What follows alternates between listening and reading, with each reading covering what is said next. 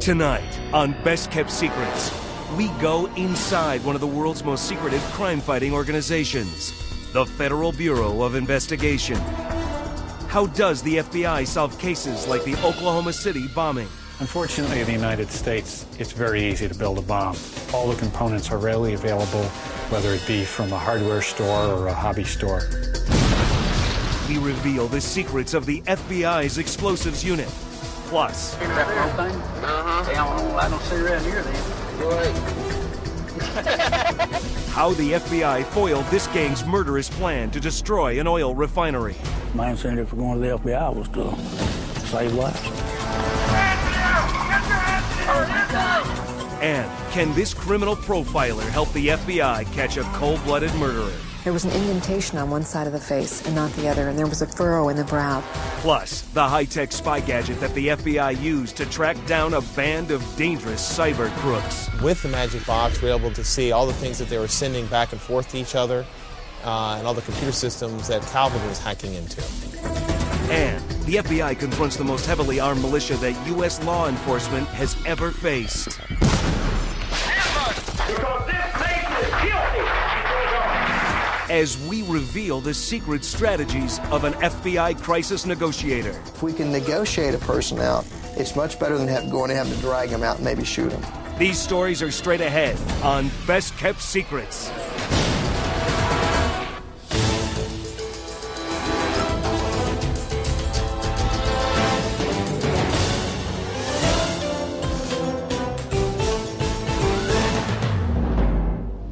Nothing mysterious about the manner in which the Federal Bureau of Investigation works. Its formula is a simple one. Intensive training, carefully investigated, and highly efficient personnel, plus rigid requirements in regard to conduct, intelligence, and integrity. G-men. Tommy guns. Public enemy number one. Since 1908, the FBI has enforced prohibition and waged bloody battles with the likes of Babyface Nelson and John Dillinger. Under legendary Chief J. Edgar Hoover, the Bureau created the nation's first crime-fighting laboratory and developed the field of forensic science. And today, the FBI employs 23,000 agents, the largest crime-fighting force in the nation. FBI, come out, put your hands up. Its headquarters is located here, in the heart of Washington, D.C., in a building that occupies an entire city block. Behind these closed doors, agents use the latest in science and technology to combat crimes ranging from domestic terrorism to cybercrime. Put your hands behind your back. Tonight, we examine the FBI. From the files of actual cases, we'll reveal the crime-fighting secrets that have made the FBI the most powerful law enforcement agency in the world.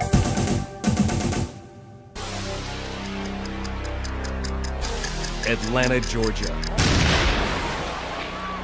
A terrorist bomb explodes in Centennial Olympic Park, killing one woman and injuring hundreds. North Caldwell, New Jersey. An advertising executive is killed when he opens a mysterious package, which explodes in his hands. Oklahoma City, Oklahoma. A powerful blast destroys the Federal Building, claiming 168 lives. In all three cases, it's a race against time, as an elite division of the FBI known as the Explosives Unit attempts to catch the mad bombers before they strike again. The FBI Explosives Unit is the part of the FBI laboratory that does the forensic examination of bomb components, unexploded bombs. They also do residue analysis of the explosives that are used in bombs. Explosives examiner Donald Soklobin agreed to take us inside one of the nation's most secretive crime-fighting laboratories. Here, this team of highly trained technicians and forensic scientists carefully combs through evidence, searching for any clues that will help the FBI capture a bomber. In Atlanta, the search for answers begins at Ground Zero, the scene of the Olympic bombing, where every step is fraught with danger.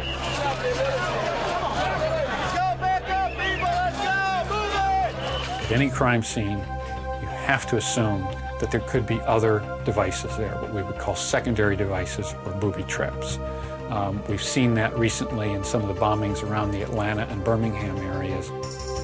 In Atlanta, agents are sifting through the rubble of an abortion clinic bombing, when suddenly a secondary device explodes.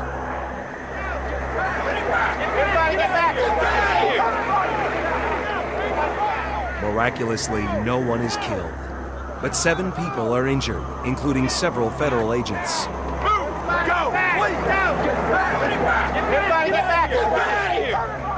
But in the aftermath of the Olympic bombing, investigators rely on surprisingly common technology to search for deadly booby traps. The most effective tool that we have is the X-ray, the portable X-ray. We can actually go up to a package, and with a remote technique, we can put the X-ray down, X-ray the package, and see whether or not it's a hazard. Back at the explosives lab, examiners use a high-tech instrument called a Raman spectrometer, a device that determines if a package contains explosive material. With the Raman, what we're doing is we're using a light source to go into the container and actually get a spectrum off of the substance inside the container. There we're actually able to examine a suspected explosive substance without even having to open the container. And that's great for in the laboratory when you don't want to put yourself at risk any further than you have to. At the federal building in Oklahoma City, no secondary devices are found. But while the nation is horrified at the carnage, the explosives unit is quickly searching the wreckage for evidence to be used in a test called residue analysis. This helps the FBI determine what chemicals fueled the blast. First thing that happens is that the part of our unit that does the residue analysis takes the evidence, extracts anything that they can find from there that would help them identify the explosives. Within hours, residue analysis pinpoints a key piece of evidence. There we were fortunate that we actually did find a piece of debris that had some of the ammonium nitrate prills that were still embedded in it. And from those prills, we were able to conclude that it was an ammonium nitrate-based explosive. From these findings, the FBI concludes that a fertilizer bomb was used in the most deadly terrorist attack on U.S. soil. Now, the search for a suspect begins. The challenge for the explosives unit is to determine how the massive bomb was brought to the scene. If it's a very large bombing, it's probably going to be a vehicle. So we want to try to identify that vehicle as quickly as we can. And here you can see some pieces that we did in a test with a vehicle, and you can just see the extent to which these are mangled by the explosion. Within a short time, investigators locate the axle of a truck that was blown nearly 600 feet away from the federal building. And from that axle, the bomb technicians who were at the scene were able to very quickly identify it as having come from the bomb vehicle. And then they were able to give that information to other investigators who tracked it back to the rental facility. In less than a day, suspected bomber Timothy McVeigh is taken into custody. But examiners investigating the murder of the New Jersey ad executive are not so lucky.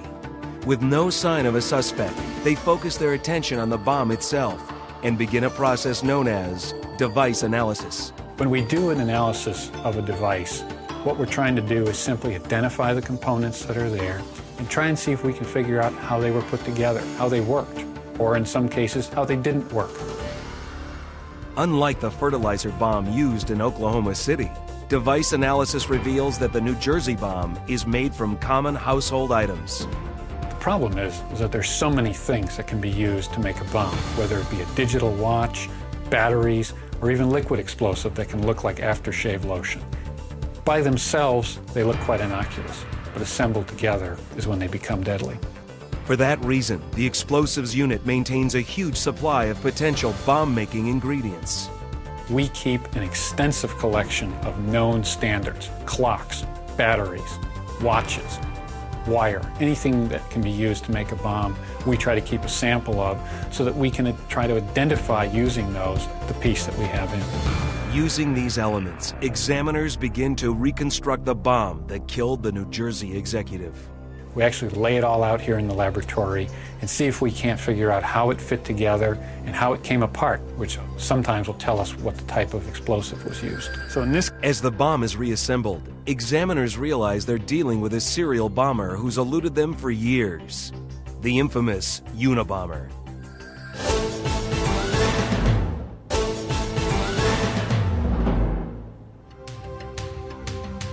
probably one of the toughest cases that our unit has faced was the Unabomber case. 16 devices, 17 years of investigation. Clearly, that was the one that caused us the most trouble. While serial bombers tend to be meticulous and cleverly elusive, the secret to identifying them is to uncover what the FBI calls the bomber's signature. The way they wrap wires, the way they tie knots, the materials that they choose to put into the bomb, those things can often indicate to us that we're dealing with someone who's building a series of bombs. In fact, Sackleben says the Unabomber literally signed his bombs. Over several devices, he put the letters FC in there to let us know that that's who it was. But there was even more of a signature than that. We could tell after looking at the 16 bombs that he'd made, the way that he put his batteries in there, the way that the wires were connected, the soldering that he did. Many of those things indicated to us that it was the same person. Thanks to device analysis and a lucky break, the Unabomber was later identified as this man, Ted Kaczynski. The evidence gathered by the FBI's explosives unit was instrumental in putting him away for life. Device analysis is also crucial to solving both the Olympic and abortion clinic bombings. This is a replica of the deadly terrorist bomb that rocked the Olympic Games.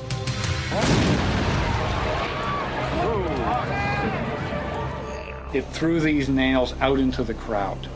Extremely deadly shrapnel. Once the FBI knows what materials were used to build the bomb and how it was concealed, agents make a public appeal for information about the bomber.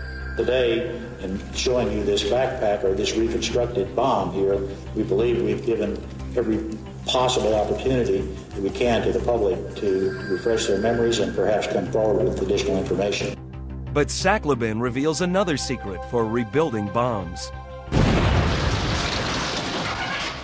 can actually go to a bombing range and use, and sometimes thousands of pounds of explosives inside of a vehicle that we think is similar to the one used, detonate it, Fire in the hole! go out, measure the crater, measure where the pieces were found, collect the evidence that we find there and compare it to what we had at the bombing scene. There's also another reason for these dramatic recreations. These images give jurors an unforgettable look at the devastation a bomb can cause. Sometimes we'll actually go to our explosives range and reconstruct the device and detonate it and film that so we can go into court and show that to the judge and jury.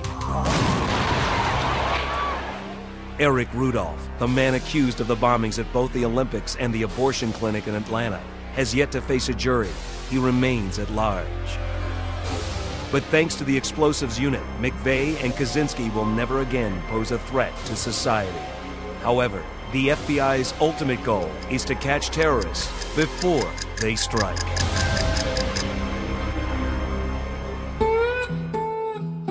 Bridgeport, Texas. The residents of this sleepy farm town outside Dallas have no idea that their lives are in danger. That's because the people caught on this surveillance video are planning a terrorist attack. You can smell fuel here, smell it? Yeah. 53. What is that I smell? That's propane right there. Propane? Uh-huh. Hey, I don't light no cigarette here then. Too late. Right there!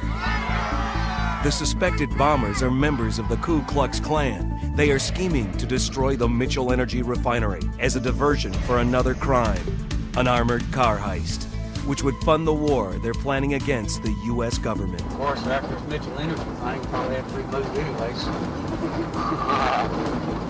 Relocate?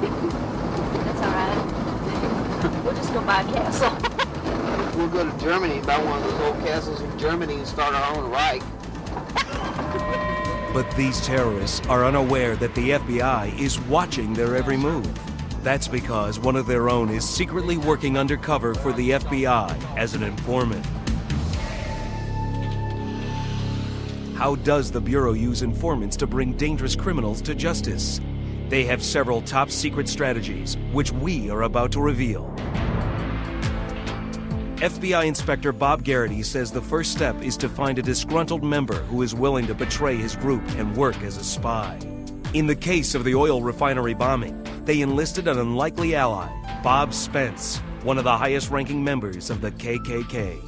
Our confidential source, who was a member, in fact, he was the Grand Wizard of the True Knights of the Ku Klux Klan, normally would not be the kind of person that we would be cooperating with. He came to us and told us about members of his clavern who were discussing a conspiracy, discussing a crime that he just could not tolerate. Why would a lifelong member of the Klan turn against his friends? Garrity says people usually become FBI informants because they face criminal charges and have worked out a deal with the feds. But Bob Spence apparently had a different motive. My incentive for going to the FBI was to save lives. To me, being an informant meant that I was doing something to help my country, and that's why. And I felt good about it. Regardless of his good intentions, Spence couldn't possibly gather evidence against the Klan on his own. So the FBI assigns him a top-secret liaison called a handler to guide his every move. Agents who are very good source handlers have very good interpersonal skills, and they're able to take the source's fears, take his concerns, and try to reassure him that we're out there, he is safe, we're going to do whatever we can to protect him. In this case, Spence's handler is Special Agent Morgan Body. I was his only go-between as far as between Mr. Spence and the FBI. So he had to trust me completely. That trust is tested for an agonizing 28 days as Spence leads a double life, collecting information for the FBI. Spence knows he is risking his life as well as the safety of his family. I know how paranoid the Klan is, and if they even suspect someone to be an informant, they won't hesitate to deal with them. And the bad thing is they don't deal just with them, they deal with their family also. They'll try to harass the family to run them out of the county. The informant's just dead meat if he's still around where they get to him. Despite the risks, Spence allows the FBI to rig a video camera in the dashboard of his truck. Here, the hidden camera records one of the suspects describing how he's going to make a bomb. Wire twist, screw the top down, hold, keep it in an upright position, set it, tape it, get the hell out of the way. But getting a conviction in this case will require more than just words caught on tape. Garrity says the FBI has to prove that the suspects intend to kill. With a conspiracy, there has to be some overt acts committed. There has to be a point when they go beyond speaking and go towards acting. Finally, the Bureau gets the break it needs when it learns that the Klansmen are going to a field to test their homemade bombs. The feds come up with a simple and remarkably effective plan. They give Spence an ordinary home video camera and tell him to record his friends as they prepare and detonate the explosives. In case the Klansmen question why Spence has a camera, the FBI gives him a cover story. As far as the videotape goes, it was kind of amusing, really. I told them that I was trying this thing out to see if I wanted to buy it, so that was a good time to test it. The actions caught on videotape are enough to convince the agents that the Klansmen are about to follow through with their terrifying scheme. I got them setting off one explosive round, and they brought the remains of what they set off over to me. But even though the tape is startling, the FBI still needs more evidence.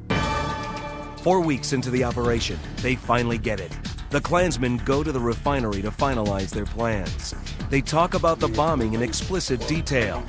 This is the videotape that seals the Klansmen's fate. I want to set it up with a timer and back it up with a tilt switch. So you're gonna have it at the heads there where they come in and load, plus one on one of those barrels Tanks. over there. That big one at the loading station. Because if that loading station goes, there's no shut-offs until they get to the tanks. Yeah. You can imagine just one wellhead when it blows, huge flame is hot. Then comes the most chilling evidence of all. as the conspirators drive by a house across the street from the refinery. A tragic consequence of their plan is revealed. There's a few kids that live right there, though. But they'll be in school. Yeah. But if it has to be, I hate to be that way, but if it has to be. The FBI now has all it needs to make the arrest. They instruct Spence to drive the Klansmen to a gas station. Then, the feds make their move. There goes one of the cops, black and white, down the road.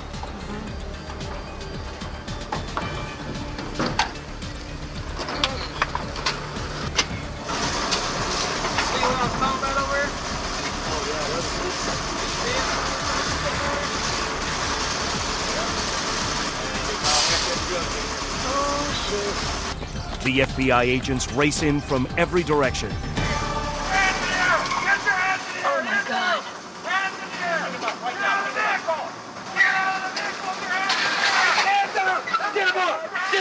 Get on the ground, both of you! Thanks to the FBI's use of a secret informant, the bombing conspiracy is foiled and the suspects are put behind bars.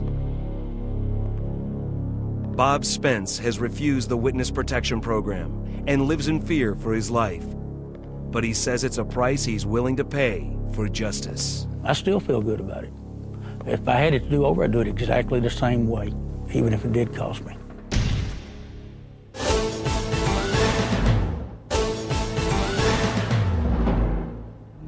Sometimes, only a civilian can help the FBI solve a crime. Other times, they rely on the expertise of a trained professional. October 1st, 1993. In the quiet Northern California town of Petaluma, 12-year-old Polly Klass is kidnapped from a slumber party in her own home. Looks like they're gridding the area out and systematically going through the area, and once they've gone through that area, they know that's clear. Within hours, the local police release a composite sketch of the suspect, based on descriptions given by two of Polly's friends. He's described as 6'3" and wearing a neon yellow headband. Thousands of copies are distributed to police agencies, the media, and the FBI. The case attracts national attention. Actress Winona Ryder, a Petaluma native, offers a $200,000 reward for Polly's safe return. But there's a problem. The two young witnesses say the man in the drawing, the man everyone is searching for, doesn't look like the kidnapper. The investigation is still continuing. We're still trying to gather more information and more evidence, and we can't comment on it. 2 weeks after Polly's disappearance, there are still no leads. The FBI is desperate and running out of time. With each passing day, their chances of finding Polly alive are diminished. That's when they turn to Jean Boylan, a sketch artist who has helped them solve countless crimes. Her strikingly accurate drawings were even used in the search for the infamous Unabomber. Boylan agreed to reveal the secrets of how she creates these images for the FBI. My job title is Criminal Image Profiler, and what I do is I enter a case, usually after an existent police sketch has been done, and is basically leading the investigation, and I re-interview trauma victims to try to determine what they actually saw. And then I graphically depict that image so that the investigation can have a direction to go. Boylan believes that a witness's memory is as crucial to a case as any physical evidence. What I would ultimately want would be for police to really protect that memory as evidence, like they would any other piece of evidence in a case, whether it be fingerprints on a murder weapon or fibers. But when Boylan arrives in Petaluma, Polly's father is skeptical that she can help. She showed up with an entourage of TV producers and FBI agents, and I found it very disconcerting that this beautiful blonde woman being escorted through the police department and being portrayed as the individual who might very well break the case open. My concern was that they had taken my daughter's tragedy and gone Hollywood with it, because Jeannie didn't seem like a person from the real world to me. I wish that I was here telling you tonight that we had found Polly and she was going to be coming home safe. But Boylan refuses to be distracted by the media circus. She focuses her attention on Polly's friends. Her secret approach is to do the opposite of what a police sketch artist would normally do. The usual police process for preparing these composites is for an artist or an investigator to sit down and have an eyewitness look through a selection of features. him. Those are the eyes. You choose eyes, and you choose a nose, and you choose a chin, etc. But Boylan says looking at so many faces in the composite book can confuse witnesses and contaminate their memory. What happens when you sit a crime victim down and you have them look through a catalog? The typical catalog has 960 full facial photographs in it. You're taking 960 images and you're overlaying it over that original recall. That's how the distortion and the contamination takes place.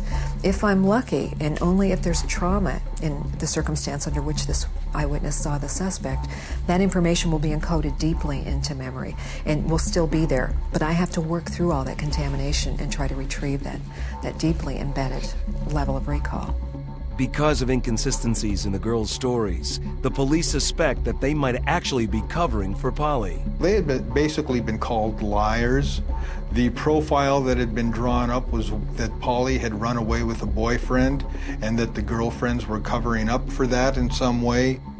But the girls insist that Polly was abducted by a stranger. In order to get the investigation back on course, Boylan knows she has to gain the girls' trust to get a better depiction of the suspect. The real secret was to create a situation in which both of the kids individually felt that they were in control, and I was a guest on their territory. One of the ways Boylan gains the girls' trust is to dress like them. I put on something that a 12-year-old would be comfortable in being around. I put on blue jeans and a sweatshirt and pulled my hair back, and I just became more like them. Boylan interviews the girls separately, probing their memory for clues. She does not interrogate them, but engages them in casual conversation. Her questions are always indirect. I divert them throughout the interview and then periodically interject questions about shapes and about textures, and the information and the answers are usually there because they're not dwelling and they're not second-guessing themselves. Another one of Boylan's secret tactics is to encourage the girls to use Play-Doh to help recall their memories of the suspect's face. And what that does, it gives her a physical anchor in the moment so that she's not, again, revisiting that crime. It's a simple little tool, but it's very effective. So I would say if you were going to create that kind of a shape, would you create a shape that's longer than wide or the same length as width? And if I asked her that question, even in my voice tone, if I say longer than wide or the same length as width, you'll understand that that voice tone is da-da-da, da-da-da, because if I even weight my voice tone more heavily at one end of the sentence than the other, I can lead someone that's been through trauma. After interviewing the girls, Boylan draws a depiction that is much more detailed than the police composite. In fact, the suspect in Boylan's portrait has a beard. There were some very distinctive characteristics in this suspect face. There was an indentation on one side of the face and not the other, and there was a furrow in the brow. There were wrinkles in the forehead. All these single individual traits that made this single face identifiable as opposed to being generic gave me a pretty high level of confidence that we had a good rendition.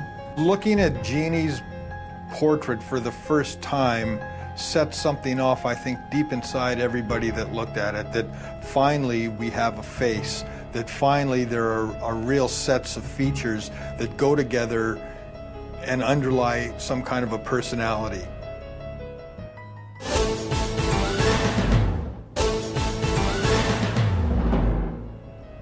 When Jean Boylan's new drawing is presented to the press, she is questioned about one glaring omission. I got this barrage of questions by the press saying, you know, what about the headband? And my initial reaction was like, oh my God, I forgot the headband. But the reality was there was no headband. It didn't surface in either interview. What that was a perfect example of the power of suggestion. The two little girls were shown a selection of headgear, which implies that such an item exists. If I said to you, there's an old expression, don't think of a pink elephant, and when I say that to you, what do you think of? Boylan's new drawing gives investigators renewed hope, and the search for Polly goes into high gear. For the first time, we knew more or less what we were looking for, and I think that it instilled a sense of purpose, or reinstilled a sense of purpose to all of the various players involved, who at that time tended to be the law enforcement, the media, and certainly the massive volunteer effort as well. There will be probably tomorrow between 200 and 300 search and rescue personnel here to assist us. Thanks to Boylan's drawing, within 6 weeks, police follow a trail of evidence to this man, Richard Allen Davis, who looks nothing like the original police sketch. but very much like the man Boylan has drawn. Now it's getting to the point you tell me, oh, you know I did it, you want to know why. Eventually, Davis confesses not only to kidnapping Polly, but also to her murder.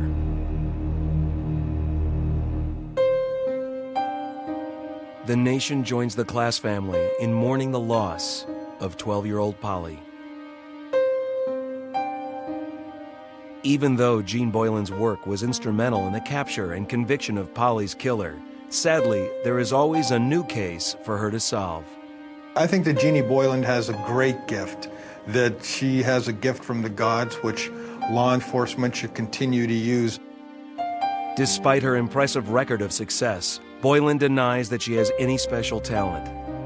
She believes her methods can be taught to other law enforcement sketch artists, and if they're applied in a timely manner, they can even save lives. I think it's just sitting down and having empathy and having compassion for someone that's been through a horrible ordeal and taking the time to listen, which is a luxury oftentimes police don't have. Sometimes a pad and pencil is the best weapon to catch a criminal. But in the computer age, agents have to rely on technology and imagination.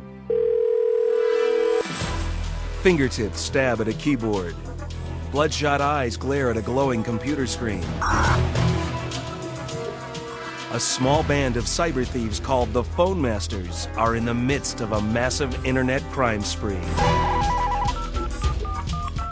They've been stealing calling card numbers and top secret information to sell on the black market. They've even managed to steal unlisted phone numbers at the highest levels of the United States government, an electronic invasion that seriously threatens national security. They actually looked at Bill Clinton's mother and got her telephone information, so every place that she called and all the places that were calling her, and then they had all the unlisted numbers from the White House. And so they had some extensive knowledge and were able to get into systems that they really should never have been in. FBI agent Mike Morris is in charge of an impossible mission: to arrest people he can't identify with technology that hasn't even been invented yet. We're real concerned about the Phone Masters in that this group had penetrated phone switches and phone systems throughout the United States.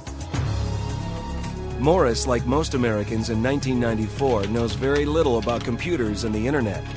But he wonders if the FBI could possibly wiretap computer hackers the same way that it taps phone calls. Necessity being the mother of invention, Morris sets out to create a secret device that can track every keystroke from a cyber crook's computer. It then became a matter of finding the technology that was available at the time and piecing it together in such a way that we could get our end result. Man, I made it. I'm in. Morris and a team of FBI engineers invent a high-tech, high-speed computer tracking device that they proudly call the Magic Box. The complex inner workings of the Magic Box are so secretive that Morris isn't allowed to reveal how it works. I'm really not at liberty to go farther into that technology. It might jeopardize other investigations. But he did agree to tell us how it was used for the very first time to catch the Phone Masters. First, the FBI gets a tip that someone is offering to sell the phone records of several celebrities. The suspect with the stolen goods is this man, Calvin Cantrell. FBI agents set up a stakeout inside a store near Cantrell's house in Grand Prairie, Texas. This building across the street is a major substation for the telephone company, and a perfect place for Cantrell to steal classified information. This particular building, Calvin, when he was hacking, used to dive into that dumpster over there and actually pull information out of. He also actually had hacked into the telephone switch contained in this building. So he actually, at one point in time, owned the computer that was inside that building. He could have changed it, done whatever he wanted to.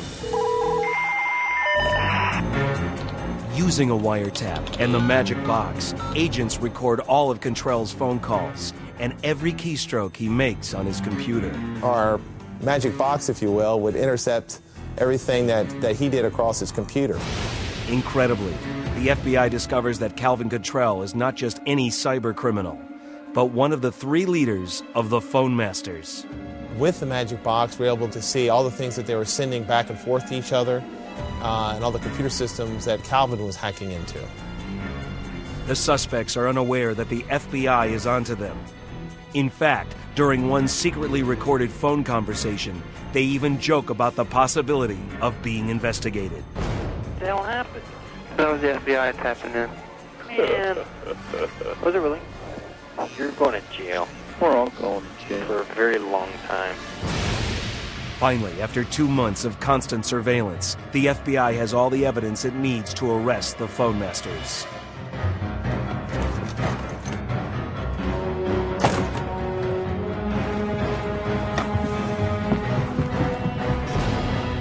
Cantrell and 11 other hackers are apprehended. Thanks to the FBI's secret weapon, the Magic Box, and Agent Mike Morris, the nation's first computer detective, dozens of cyber crooks are taking the information superhighway directly to jail. If they hack it and we find out about it, the FBI will definitely be on it, and we'll find them. Cyberspace may be the new frontier for some FBI agents, but others still have to meet the enemy face to face. Oakland, Arkansas. The FBI surrounds a 240-acre compound which is guarded by these heavily armed and camouflaged soldiers. They call themselves the Covenant Sword and Arm of the Lord, or CSA. Hundreds of lives are at stake in this potentially explosive standoff, including those of 125 women and children inside the compound. The tragic consequences of a deadly showdown like this one would be fully realized 10 years later in Waco, Texas.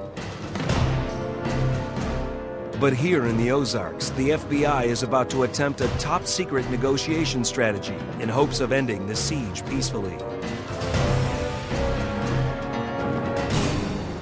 March 1985. The soldiers of the CSA have been training for a self-described holy war to overthrow the U.S. government. We managed to obtain this exclusive footage shot inside the CSA compound. The group is led by James Ellison, a paramilitary preacher from Illinois, who has been spreading hate across the Ozarks. If God does not judge this nation and put the rod of correction on this nation, then he's going to have to resurrect Sodom and Gomorrah and apologize. Because this nation is guilty before God. Here, Ellison is attempting to recruit new members. You can't walk the streets without seeing homosexuals and queers and being accosted by thieves and robbers. And when they get caught, they might spend the night in jail. Because the laws of God have been forsaken. But Ellison is unaware that FBI agents have been sent in to arrest him on weapons charges. The Bureau's mission is to make Ellison surrender without bloodshed. It is a seemingly impossible task, considering that Ellison is the leader of the most formidable fighting force that U.S. law enforcement has ever faced. Tactical Commander Danny Coulson is the FBI's man in charge. The problem was compounded for us by the fact that they had a religious philosophy that made the murder of an FBI agent justifiable and even a good thing to do. They had assault weapons. They had some AK-47s. They had a Lewis machine gun that they were mounting on an armored car they were building. They had Claymore mine type of devices. They had hand grenades. They had a law rocket, which will knock out a light tank. They were very, very formidable. Now, Coulson takes us back to the scene to recount the tense showdown with the CSA. Then the main compound was very heavily fortified. The stone buildings had pillboxes. It was protected by explosives. Coulson's first move is to surround the compound with 200 FBI agents and dozens of state and local police, making escape impossible. The FBI's secret plan is to use reverse psychology, not to attack as the CSA is expecting, but to do the opposite. The religion taught them that when the government came, we would attack them, and they would have to defend themselves. And when nobody was attacked, it really threw them off balance. Coulson's strategy is to wait it out and lure the CSA into negotiating. This was more of a psychological operation. It was a tactical operation. The psychology was basically be patient, negotiate, talk to them, make them appear hopeless, that they can't get out. We wanted to convince him again that we weren't there to hurt anybody, but also that we had tremendous firepower. And I wanted him to understand that if there's a firefight here, they're going to lose it.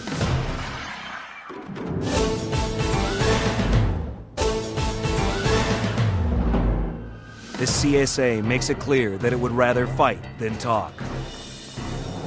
James Ellison will not surrender to the authorities. We no longer feel that the people of this country, and especially those involved with the right wing, can receive absolute justice from the court system. But, gentlemen, if you excuse me, I really need to get back. Thank you. That's Ellison's right-hand man, Kerry Noble, who has also agreed to revisit the scene of the standoff. Noble reveals that the CSA was scheming to draw the feds into a violent gun battle. What we were hoping for and expecting was that once the government came in on us and we started the shootout and the war, that others would come in also and start a chain reaction, a domino effect that would cause uprisings throughout the country, that would just keep going, escalating, snowballing effect to where the apocalypse would come in, which would usher in the second coming of Christ. But the FBI is about to deploy another secret tactic. They will try to trick the CSA into believing that it has choices and even some control over the outcome of the standoff. The secret to bringing someone to your point of view is options, what kind of options you give them. And we gave them two options. One was to engage in a war here and lose it, or to talk and to live. Colson's plan works. Ellison finally agrees to meet with the FBI. But this won't be an ordinary negotiation. Ellison will only talk directly to Agent Colson. Ellison would only talk to a tactical person and a commander. He viewed himself as a commander, and he wasn't about to talk to a subordinate negotiator. It made sense, although it was a violation of the FBI's policy at the time to do that. Colson uses the unusual face-to-face meeting to attempt the next phase of his strategy, which is to make the militia leader feel important. We didn't try to intimidate him. We didn't yell at him. We didn't make demands. We just talked in a very calm way, just like we're talking here today. And I felt right then that I'd won him over. Colson's next move is to make Ellison believe that he controls his own destiny. He allows Ellison to go back inside to consider his options. But Colson soon fears that his plan will backfire. My biggest concern was that maybe Mr. Ellison wasn't in total control, and that someone inside would say, this is enough of this, we're going to shoot our way out of here, and turn the whole thing into a very chaotic firefight, much like the ATF had at Waco. I love all my children, but if I have to sacrifice my children for what God's doing, I'll have to do it, because He'll take them anyway if He wants them.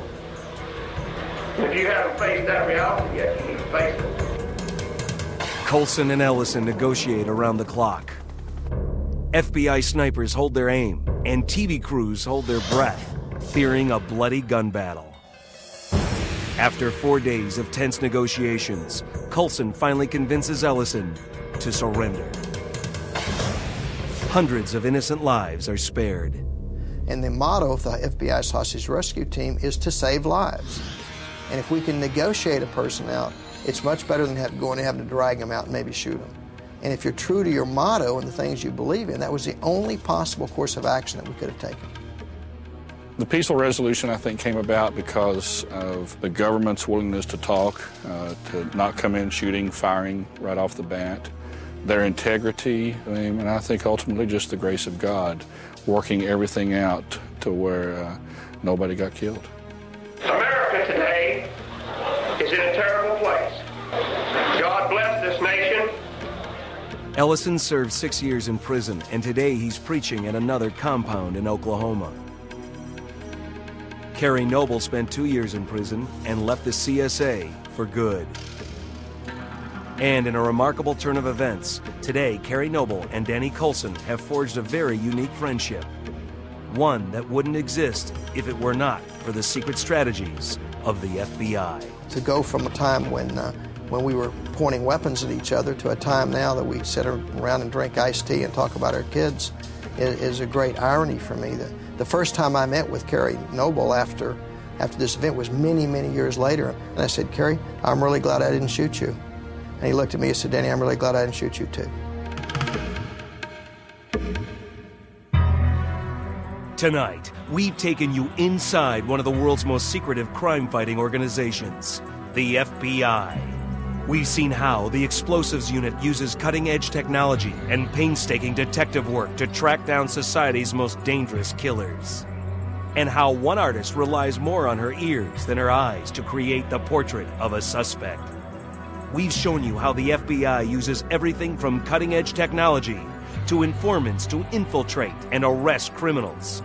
But there are many other tactics that cannot be revealed in order to protect national security. Strategies that will forever remain among the FBI's best-kept secrets.